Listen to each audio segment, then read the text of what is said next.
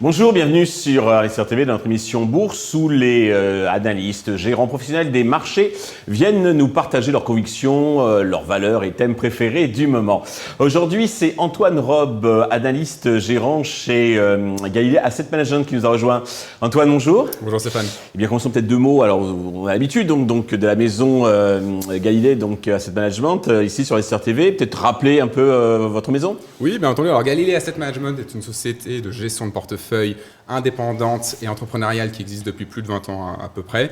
On a deux activités qui sont la gestion collective, donc on a 7 fonds, et la gestion de mandats pour le compte de conseillers en gestion de patrimoine, de family office, de banquiers privés, au travers de supports tels que des PEA, compte titres ou filles dans l'assurance vie, etc., etc. On a des mandats plus classiques, des mandats dynamiques, équilibrés, prudents, des mandats structurés, on en fait beaucoup en ce moment, et on a une expertise qui est la gestion thématique. Donc pour développer cette expertise, on a développé de nombreux outils qui nous ont permis de déceler 310 fonds et ETF au travers de la place, donc des 310 fonds et ETF thématiques, qu'on a segmentés en 25 thématiques, telles que les mobilités du futur, ou bien-être animal, ou la silver economy par exemple. Une chose à noter, chez nous une thématique doit être structurelle, donc elle émane de méga tendances.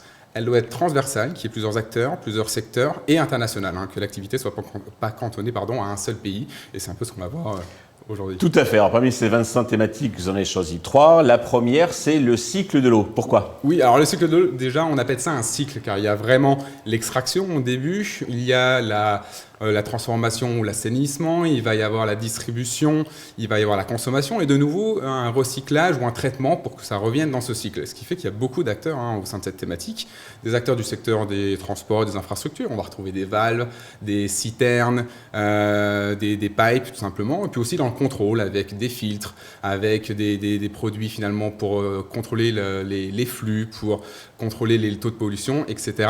etc. Aujourd'hui, on part du principe qu'en 2050, on sera plus ou moins 10 milliards sur Terre, 10 milliards d'êtres humains. Donc, ce sera autant de personnes qui auront besoin d'eau et finalement de services associés. Et grosso modo, on estime à 13 000 milliards les besoins d'investissement dans les 25 prochaines années pour matcher justement... parce qu'il y a la demande effectivement qui croît et puis il y a peut-être aussi le phénomène de sécheresse avec le réchauffement. Oui, il y a aussi ça, le fait d'être capable d'aller chercher l'eau quelque part et la transporter tout en gardant en tête qu'il y a un impact écologique. Donc voilà, il y a beaucoup écologique et économique. Donc il y a beaucoup finalement de défis pour beaucoup d'acteurs. Et des désalinisations également Oui, là aussi, dans ce sujet aussi. Je sais qu'en Espagne, il y a un gros plan qui a été lancé récemment pour être capable d'avoir une indépendance. Finalement, on parle beaucoup d'indépendance énergétique, mais aussi, mine de rien, l'indépendance à l'or bleu. D'accord. Alors, si on veut jouer donc cette thématique, qu'est-ce qu'on peut choisir comme valeur, comme ETF, comme véhicule ? Alors nous, pour choisir les thématiques, déjà pour regarder comment on va investir dedans, on va aussi regarder un petit peu boursièrement ce qu'elle représente. Donc on a des indicateurs chez Galilée Asset Management. Grosso modo, on a un modèle qui va aller screener finalement l'ensemble des 310 fonds et ETF thématiques qu'on a mis en avant tout à l'heure. Le modèle va aller rechercher quels sont les sous-jacents qui ressortent le plus par thématique. Et selon ces données-là et d'autres métriques, on va créer des portefeuilles types ou ce qu'on appelle des indicateurs par thématique. Pour ce qui est de l'eau, on parle souvent d'une thématique fonds de portefeuille et c'est validé avec ces indicateurs. On a une volatilité de 17% à peu près, contre 19% en moyenne pour nos 25 thématiques. On a une thématique qui n'est ni trop croissance ni trop value. On a une corrélation MSCI World Growth qui est de 0,87, 0,85 pour la value. Donc on a un spread de 0,02, c'est très négligeable. Et enfin, on peut parler de la valorisation, le PI, où le ratio court-bénéfice est de 20 contre 24 en moyenne ces 3 dernières années. Donc, il y a quand même un certain potentiel. Nous, pour nous exposer à cette thématique, on utilise entre autres Pictet Water, qui est d'ailleurs pionnier dans la gestion thématique. Oui, ils ont été créés en l'an 2000. Il est souvent cité sur Investir TV, effectivement. Mais voilà, pas pour rien. Et il y a aussi pour les adeptes de la gestion passive, Amundi MSCI Water, qui lui a l'avantage d'avoir un screen ESG aussi. D'accord. Quelques valeurs en vif, non ? Alors la plus connue, on peut dire, on a Veolia en France, on peut avoir aux États-Unis Waste Management aussi, qui lui va s'occuper du traitement de l'eau, mais aussi de tous les déchets. Souvent, c'est une thématique finalement deux thématiques qui concordent bien et dont les perspectives de croissance sont incroyables depuis ces 20 dernières années. D'accord. Alors, deuxième thématique parmi les 25, donc l'économie du sport. C'est ça, l'économie du sport. Donc là, on a vraiment des méga tendances. On a des jeunes qui sont de plus en plus sportifs. On a des moins jeunes qui veulent garder soin d'eux. On a vraiment une émergence des classes moyennes qui recherchent à être actives. On a aussi le sport depuis chez soi. C'est nouveau, ça, on en avait moins, on va dire, avant l'ère Covid. Et puis, on a aussi, finalement, beaucoup de personnes qui vont aller au travail en vélo plutôt qu'en métro. Donc il y a vraiment une émergence, une grande tendance à ce niveau-là. C'est assez large alors comme thématique. Oui, voilà. On pourrait croire que c'est une thématique de niche, mais finalement c'est très large. Ce qui fait qu'on a beaucoup d'acteurs derrière cette thématique. Voilà, c'est tellement large, alors qu'est-ce qu'on... Bon, les plus classiques, on va avoir les équipementiers sportifs. Je pense à Puma, Nike. On peut aussi avoir les équipementiers de machines, Technogym qui fait des machines en salle de sport. On peut avoir Thule qui, par exemple, va faire des accessoires pour le transport de matériel sportif, entre autres. On a aussi beaucoup d'acteurs du secteur de la nutrition, parce que vous pouvez avoir des apports nutritionnels pour votre séance de sport ou pour votre vie en général. Beaucoup de technologies, des applications de suivi, des objets connectés pour mieux connaître votre corps. On a des médias avec les diffuseurs et de plus en plus connus, enfin de plus en plus en émergence, on a le e-sport qui est compris aussi dans cette thématique. D'accord. Parmi les 310 fonds, donc, est-ce que vous, au niveau des paramètres, là, le price earning Alors, parmi les 310 fonds, on a Mandarin Global Sport qu'on apprécie bien et on a aussi le Montpensier Sport Solutions qui lui a l'avantage de faire d'avoir un regard aussi sur l'aspect nutritionnel. Mais du coup, c'est une thématique aussi sans regard où il y a les fondamentaux sont excellents. Déjà, la thématique progresse de 23% depuis le début de l'année, pour une volatilité de seulement 17%. Donc, on a un ratio de Sharpe qui est excellent. Pareil, niveau ratio de valorisation. Ouais, le PI est de combien? Vous disiez 20 pour le cycle de l'eau, combien sur le sport? Pour la thématique du sport, je crois que le PI il est légèrement au-dessus de 20 aussi, mais pareil, on est devenu, que ce soit le PI ou le ratio EV/EBITDA, on est vraiment sur des niveaux moyens, voire moyennes inférieurs. Ce qui fait que si on part du principe qu'on a des fondamentaux solides, si on se dit que c'est la consommation discrétionnaire un petit peu, donc si un cycle ultérieur revient, ça pourrait en profiter. Et puis il ne faut pas oublier qu'il y a eu beaucoup de déstockage en 2021-2022, donc aujourd'hui cette thématique va bientôt revenir sur le feu des producteurs. D'accord. Donc vous disiez Mandarin Global Sport, d'accord, ou encore Montpensier Sport Solutions, qui a aussi ce spectre nutritionnel qui est une ou deux valeurs en vif auxquelles vous avez en plus de celles qu'on a mis en avant, moi, à titre personnellement, Technogym, qui a une grosse part de marché. C'est vrai, on nous en parle aussi, certains géants nous l'ont... c'est pas pour rien, c'est une entreprise qui est saine, qui a une croissance qui est incroyable. Donc là-dessus, aujourd'hui, c'est une valeur que nous, on suit de proche, qui est dans nos buy lists, en tout cas, depuis de nombreuses années maintenant. Parfait. Troisième et dernière thématique, l'économie numérique. Oui, alors, bien sûr, c'est immanquable. Pourquoi? Alors, l'économie numérique, c'est pareil. C'est une thématique qui va profiter finalement d'un retour de la consommation discrétionnaire, d'un retour d'un nouveau cycle.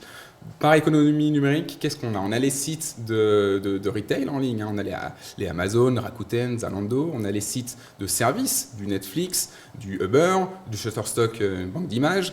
On a aussi des acteurs du secteur financier, PayPal, Visa, et puis aussi on a finalement les cadors du software grand public comme Microsoft. Vous mettriez également la cybersécurité, le cloud dedans ou pas? Alors la cybersécurité, on va plus être en B2B pour le coup. Mais évidemment, il y a des particuliers qui là, c'est plutôt B2C. Aussi. L'économie numérique, elle a cette particularité d'être né avec Internet, d'être né dans Internet. Amazon qui faisait certes une livraison de livres auparavant, mais on a vraiment des acteurs qui sont nés avec Internet, dans Internet, et pour finalement une clientèle finale. Voilà, c'est une thématique finalement où les acteurs sont vraiment divers et variés. On a la télécommunication, l'audiovisuel, la technologie, et puis qui s'ancre pleinement dans les tendances de notre monde. On est de plus en plus, on a changé nos manières de se divertir, de visionner, de commander. Donc on a vraiment c'est ancré structurellement dans l'évolution de notre monde, et c'est international. Même si en effet il y a des disparités selon les régions, les richesses, les cultures aussi, c'est plutôt une thématique internationale. On peut faire un point sur les fondamentaux de la thématique. Oui, voilà, plutôt grosses valeurs, petites valeurs. Alors, on a les grosses valeurs qui sont très représentées sur l'ensemble des fonds ETF de la thématique. Mais justement, il y a un problème de valorisation avec ces géants, non? Et bien justement, j'allais y venir sur ce sujet. Alors déjà, on a une thématique qui a des fondamentaux incroyables. 9% en moyenne. Donc, on va regarder à travers notre indicateur la croissance du chiffre d'affaires. On a 9% annualisé sur les 3 prochaines années, 22% pour les bénéfices par action. C'est énorme, ça fait partie du podium finalement de nos thématiques avec le plus de croissance.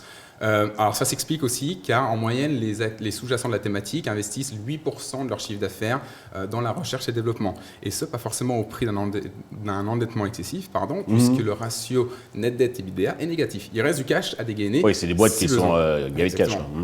Il y a de quoi faire. Niveau valorisation, alors par contre c'est une thématique qui est très volatile. Hein. Ça forcément on est sur plus de la tech, c'est davantage volatile. Combien? On était à 17. Je crois qu'on est à 27. 27, c'est la deuxième plus volatile après les énergies propres. Mmh. Parce que les énergies propres ont eu un été très compliqué avec les perspectives. La thématique a eu plus de mal. Donc la valorisation aujourd'hui, elle se paye 20 fois le PI aujourd'hui, donc 30 en moyenne ces dernières années. Mais ce n'est pas forcément une anomalie de marché. Hein. Ce n'est pas parce qu'on a perdu 30% de valorisation. Le consensus aujourd'hui des analystes ne voit pas autant de potentiel boursier qu'il n'en voyait il y a encore quelques années. Voilà, parce que le cycle aujourd'hui n'est pas forcément propice dans l'immédiat à cette thématique. Parallèlement, deuxième centre d'attention, c'est une thématique qui est davantage exposée à la Chine. 20% en moyenne de notre indicateur est sur la Chine. D'accord. Mais voilà, si on part du principe que le cycle repartira à la hausse, que la Chine éventuellement fera preuve d'un petit peu plus de calme au niveau des perspectives économiques, c'est une thématique qui saura largement tirer son épingle du jeu. D'accord. Pour la jouer, quel ETF Pour la jouer, nous, on utilise le fonds AXA Digital Economy. Et pour ce qui est d'un ETF qui est aussi intéressant, c'est le Global X e-commerce. Par contre, lui, attention, il y a 20% de Chine dans ce dernier, donc certains sont un petit peu plus frileux à ce sujet, il faut le noter. En dollars, hein. En dollars. D'accord, donc en plus il y a l'échange, l'effet de change. D'une manière générale, comment, alors vous faites un petit bilan donc, de cette année, et puis les perspectives pour les prochains mois de 2024?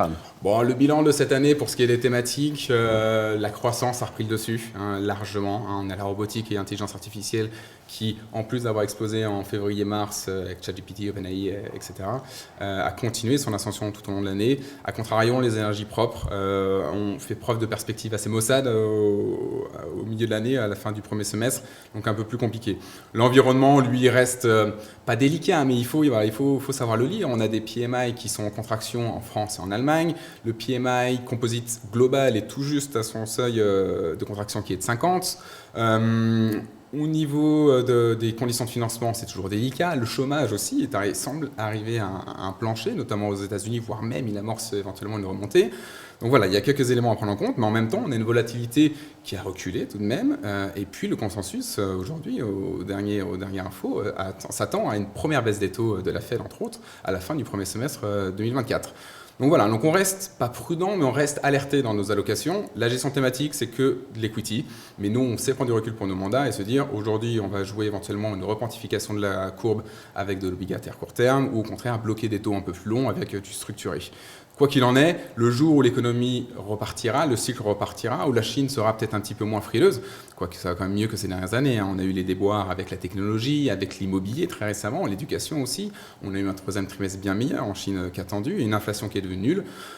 Aujourd'hui, quand tout ça finalement sera un petit peu plus lisible, nous savons quelle thématique jouer et puis nous avons hâte d'accompagner des CGP sur la construction d'allocations thématiques pour leurs clients. En thématique, en zone, vous parliez de la Fed donc, qui serait enclin à baisser un petit peu. Ce n'est pas le cas forcément de la Banque centrale. Comment vous voyez le différentiel entre USA et Europe? Bon, il y a toujours un lag en effet entre les deux banques centrales. On va dire qu'il y a beaucoup plus de disparités en Europe. On va avoir des économies qui vont un peu plus souffrir. On a l'Allemagne, le PMI manufacturier est très mauvais. Donc, il faut faire il y a beaucoup plus de prudence, on va dire, en Europe aujourd'hui. Après, je ne serais pas étonné que dans 6 mois, on ait de nouveau un engouement pour les valeurs européennes et puis pour son économie de manière générale. Eh bien, j'espère que dans 6 mois, vous viendrez nous revoir pour nous partager, comme vous l'avez fait gentiment donc, aujourd'hui, vos convictions, vos expertises, vos connaissances. Merci Antoine. Merci Stéphane. Merci à tous de nous avoir suivis. Je vous donne rendez-vous très vite sur Investisseur TV avec un nouvel invité.